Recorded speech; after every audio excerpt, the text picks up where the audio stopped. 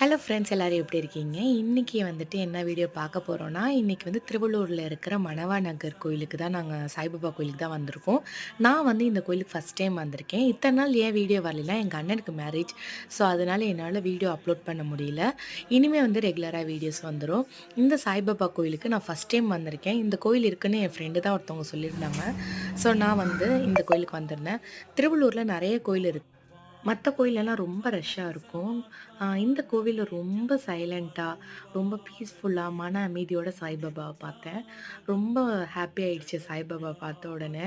நான் எந்த கவலையா இருந்தாலும் சரி, எனக்கு நல்ல விஷயமா இருந்தாலும் சரி, நான் சாய்பாபா கிட்ட தான் வந்து ஷேர் பண்ணுவேன். யாருகிட்டயுமே என் கவலைய வந்து ஷேர் பண்ண மாட்டேன். ஸோ வந்து நான் சாமி கிட்ட, சாய்பாபா கிட்ட தான் நான் வந்து ஷேர் பண்ணுவேன்.